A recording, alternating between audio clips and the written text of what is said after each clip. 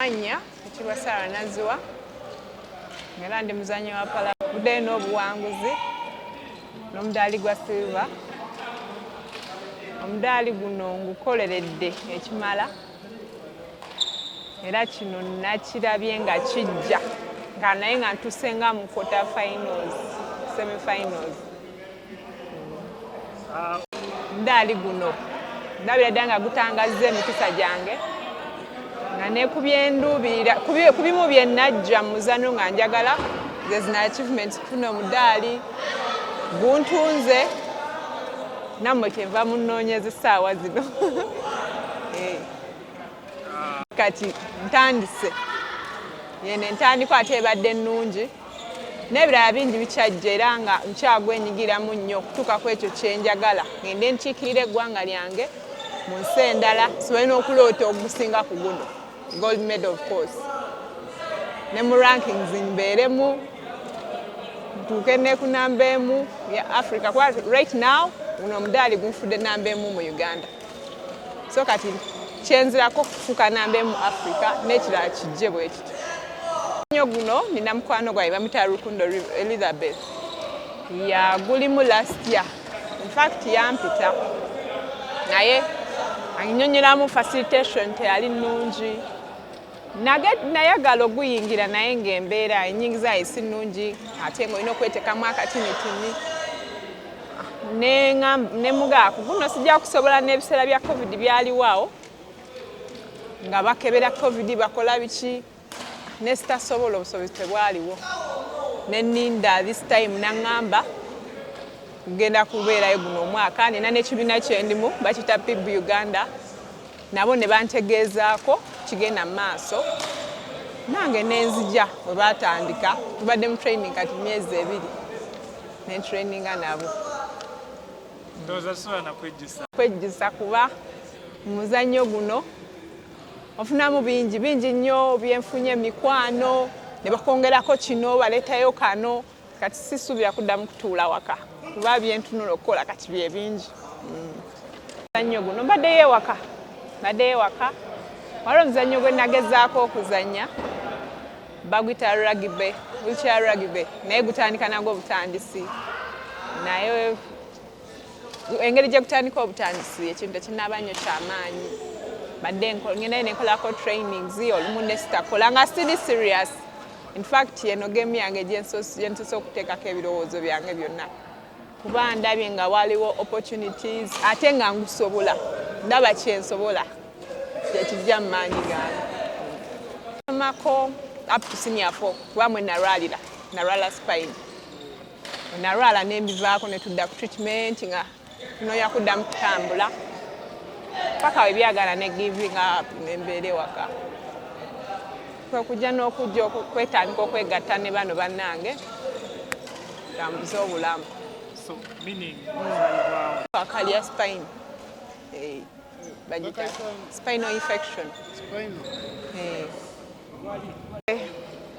Nasomako nali mulamu bulungi nazaalibwa ndi mulamu bulungi nga sina buzibu naye nsoma kati nga ntuuka mu senior 4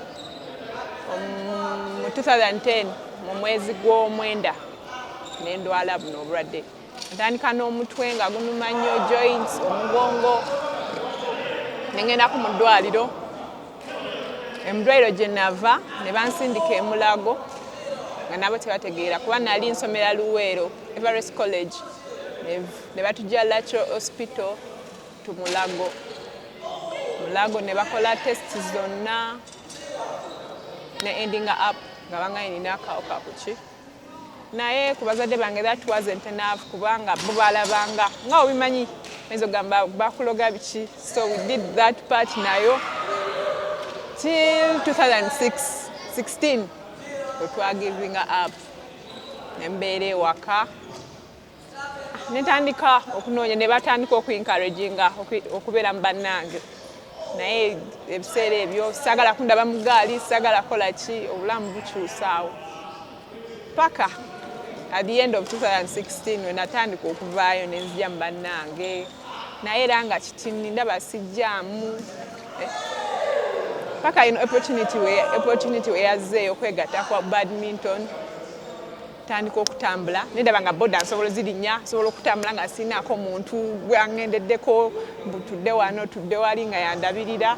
So badminton nandeetedde okubeera nnyo independent, okuyiga nti nsobola okubeerawo nzeka kuba right now tukampinga navaayo waka nga nabo beeraliikiridde ogenda kubeerawo kyeyo naye ndaba nga ebintu bisoboka bingi byensobola okwekolera nga sinaako kiyambi. Gumpadde n'essuubi nti nsobola okubeerako nga nzeka nga sirina family naye nga nentambuza obulamu bwange ebweru ngavudde waka. I'm Naziwa Sarah, Pala badminton player, and we've just had a tournament for the all of this week, and I came out with a silver medal. This medal means a lot to me. It has opened opportunities, and for the next tournament, which is All Africa, I hope I'll even come out with a gold medal, because this one was a bit for more professions than for Africa. Because this one was international, the coming one is Africa. So I think I'll get more medals, and that's what I've been looking for ever since I joined this game.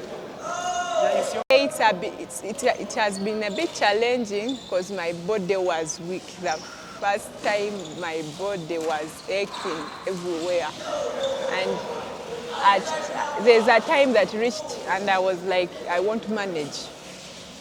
Pushing a wheelchair, beating a shuttle, but I insisted and things started running that way.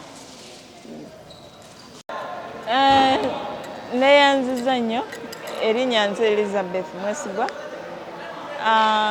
Omudaali guno gwa silver gwenfunye olwaleero gulina kye gutegeeza kinene nnyo gye ndi, kubanga amazima bukyantandika kuzannya para badminton badde sizannyangako n'abayindi ne ntuuka ku final, kubanga guno nsuubira gwe mulundi gwange ogusoose okutuuka ku final. Badde nfuna emidaali naye nga nfuna bronze bwe bityo, nga sifunangako silver nga ntuuse ku final. Omudaali guno gumpadde okusomoozebwa kunene nnyo ku sayidi yange, kuba kati kukusinziira abantu be tuzannya nabo, bo bawanvu, balina supiidi, batambula.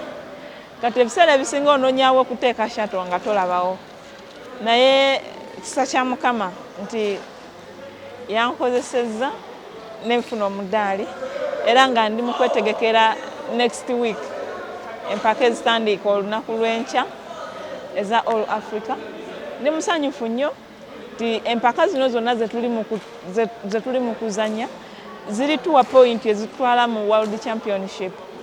Manyi nti wetunatuuka mu World Championship, point za World Championship bazitimezingamu by 2, esobola okututwala mu Tokyo 2024 e Paris.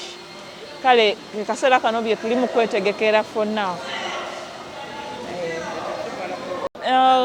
Okweteekateeka kwe Japan World Championship, training zo tuli mu zikola, naye challenge gye tulina nti tetumanyi batunafuna ssente ezitutwala mu World Championship, kubanga nawuliddeko nga batugamba tunoonyeyo ku ssente, naye simanyi ssente mmeka ze tulina kunoonya nga ffe abazanyi. Naye ate ffe abazanyi si ffe abalina nti okunoonya ssente, naye lw'okuba nti tetulina kyakikola era tulina okuzinoonya tugende mu World Championship, kubanga bwe tutagenda mu World Championship tetugenda funa point zitumala kugenda mu Olympics 2024. Kyenyongeddemu nti tactics, lulina omukono gwange gwali tegutambula bulungi, okuzza shato, okuteeka ku neeti, okukuba smash, okukuba emabega w'omuntu, mikono gyange gibadde tegirina maanyi, naye olwa physical ze mbadde nzijja nga nkola, nfunye amaanyi ssaawa zino agasobola okuba shato, okugiteeka wonna we njagala ne confidence. Mpulira nina confidence okuteeka wonna we njagala ate ng'etuulawo omuntu n'atagisanga. I really feel very happy because it's my first time to beat an Indian to reach the final because it wasn't easy, and through the training I was been doing, it helped me a lot to reach the final and to win a bronze medal. Training, mostly physicals. My physicals helped me a lot to win a bronze medal because I was feeling comfortable at the court, placing shuttle where I want, and it reaches. Because the other time I couldn't have energy to hit the shuttle behind, but right now I can feel that I can hit the shuttle and it goes far, and I can put it everywhere I want and someone can't find it. I know I'm going to perform very well because I tested them in Uganda International and all of them I beaten them. Yeah. For World Championship, really I'm preparing because this one it's giving me the go ahead for the World Championship. My worry is I don't know whether I will get money for the World Championship. That's my worry because they told us to look for a little bit of the money to make sure that we can go for the World Championship. I don't know whether we can go or not. Amanya nakandi penina nga nzanya omuzanyo gwa pala badminton. Kitegeeza nti guno omuzanyo kwe kuba badminton naye ogw'abantu abaliko obulemu. Mu kategore yange nze nkubira mu S6 naye nga mu kibinja kyaffe tuli batono nnyo, so kwegwa omukisa ogumpanguza gwe mulundi gwange ogusoose bulijjo sibitegeera naye nebaza Omukama Katonda nti kimpadde essanyu ate kyeyolese ensi yonna nti nange nkola ki nsobola. Kino kitegeeza kikwendi nga nfunye omudaali ogwa silver ne nfuna n'omudaali ogwa bronze, sikyali wa 10 ate sikyali kya 5, kintadde waggulu kubanga kino kitegeeza nti nze number 1 wa Uganda mu kategore yaffe. Ate mu Africa netegeese okuparticipatinga nakubye n'empangula mu group ey'ekibinja naye ate Egypt yankubye nanzijako ku finals naye ekyo kimpadde obuwangizi, kimpadde amaanyi nti nange nsobola. So next time nsuubira nti ngenda kufuna gold mu All African competition. Kindaze nti ndi wa mukisa nnyo ate nebaza abo bonna abakochi bange abantaddemu amaanyi, Abannayuganda bonna abafunye ekisoboka ne mulaba nti nontuuka ku buwanguzi buno. Nga seerabidde bazadde bange era nebaza Buganda Youth Council gye nkiikirira ku bavubuka abaliko obulemu, kino kitutadde waggulu nnyo. Oweekitiibwa Henry Ssekabembe kutumiddeko era emidaali gino ngireeta. Nakandi Penina, I'm a silver and a bronze medalist today in the Pala Badminton in the Uganda. What does this mean to me? I'm blessed and I'm a champion because I'm number 1 in my category in Uganda. What does that mean? I'm empowering all youth with disabilities who are there, not empowered thinking, but sports is a business and it's a game.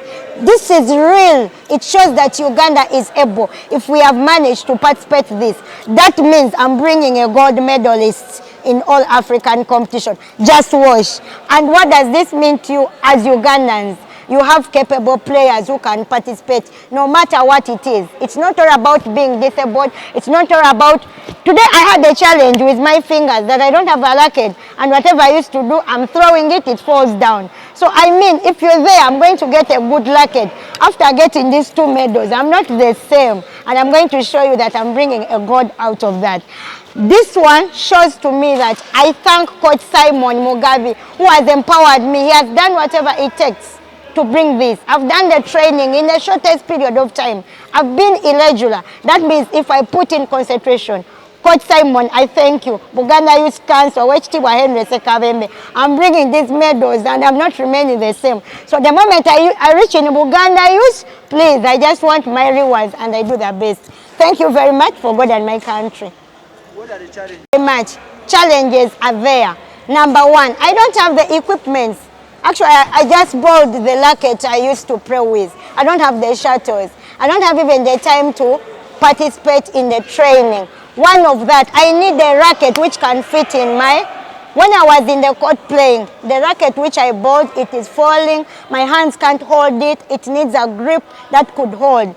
I lost a lot of points because of that racket challenges. And number 2, I need supporters. Don't sleep there at home. Next time in all Africa, come and support me. When you support me, I win. And next of all, I thank the Almighty God who has enabled me, because how many of my category are behind there? But who am I, Penina, today to speak on media? I thank you, the media guys, for having brought it. And who am I to come out with these 2 medals? That means, it means a lot. And I'm encouraging everybody there. Despite of the challenges, we got to win. We shall make it. Thank you. All is that we have come to the end of the Uganda Badminton International Tournament, that is 2022, which began on Tuesday 13th up to today, Sunday 18th. It attracted the 19 countries with over 180 players, though there were some withdrawals, but that is a good number. Tournament has been very good because what I can say as the local Ugandan players have managed to reach the finals. You know, that is wonderful because reaching the finals, to be at the podium, having some medals as the host, it's not an easy task. But to me, it is the way the team was prepared, because we prepared well right from July. They have been doing daily training here, so it has been very good. And I think if you look at it, if they could continue like this, there's a future for them. If you look at last year's tournament and this one, last year was bigger because last year it had 252 players. But that was because, if you look at it, it was, I don't know, the economy. The economy was not like as it is today.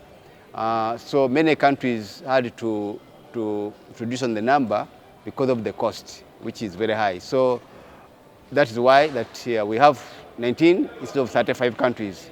That is the economy. But what I can say is that the level of the game is much better this year than last year. Challenges, they are there, and of course we are trying our best to see that we can help them.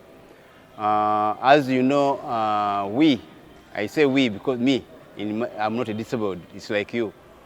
Our demands are different. And for them, their demands are etc. different and so demanding. So really there's a difference between the way you handle them and the way you handle ourselves. But as UBA, I can say we have tried our best and we are trying to see that we can improve on whatever we are doing from what it was the previous years up to what it is today.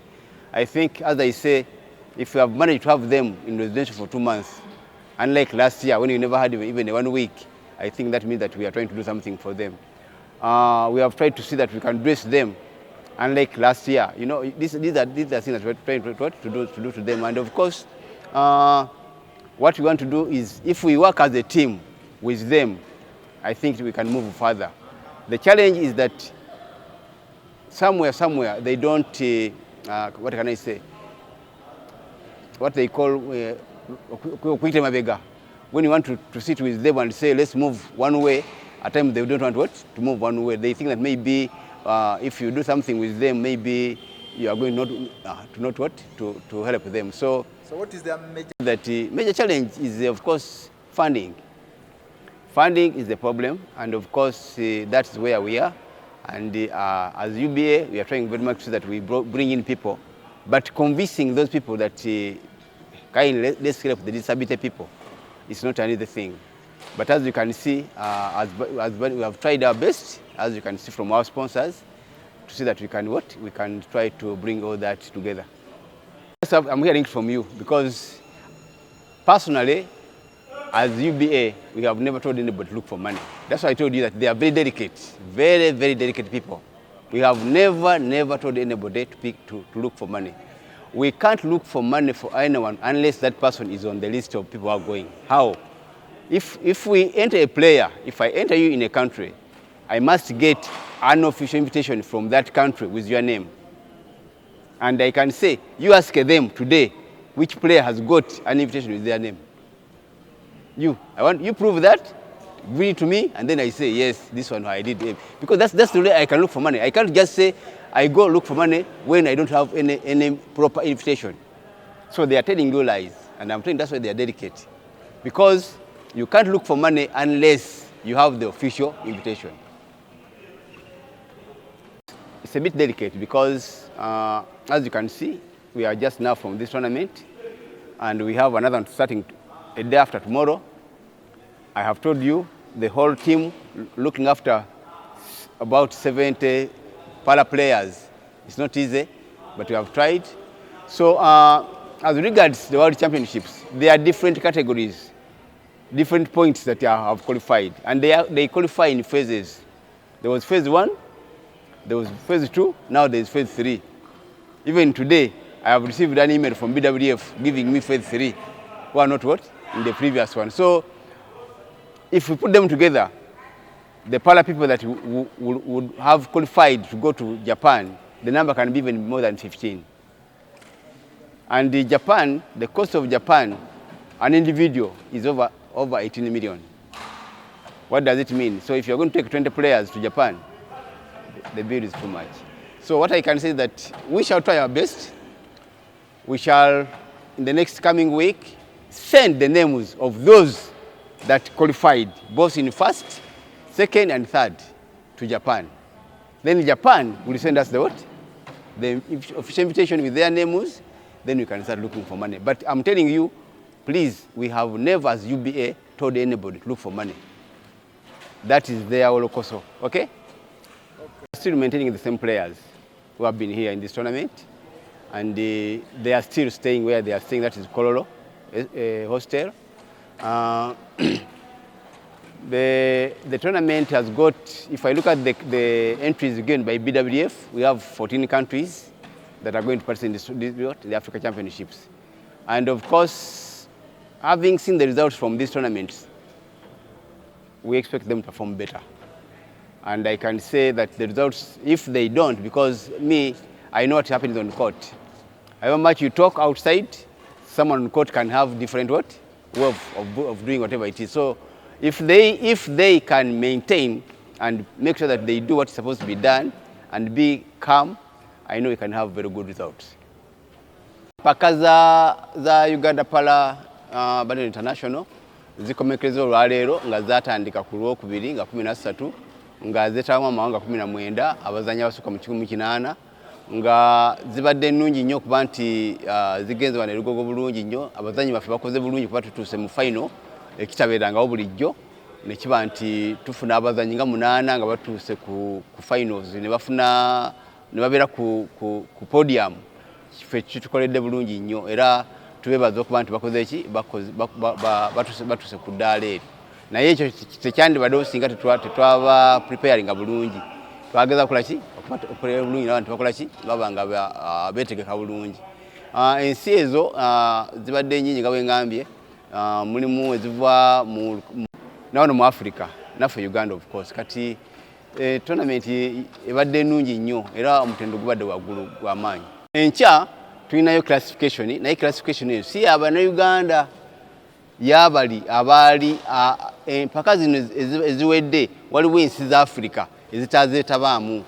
Kati ensi ezo zezigenda okubanga abazannyi abo aba Africa bava ebweru tuziwadde chance bafune ki babeere nga bapimibwa babeere classified okuba nti beetabaka mu Africa. Kati zezo ensi ojja kusanga mulimu Burundi, mulimu Cameroon, mulimu DR Congo, mulimu aba Egypt abamu abatana kufuna classification we bati bagenda kubanga bakola ki bazeetabamu classification eyo. Then batamu tournament kati zitandika ku Lwakubiri nga 2 zikomenkeze ku Saturday nga 24.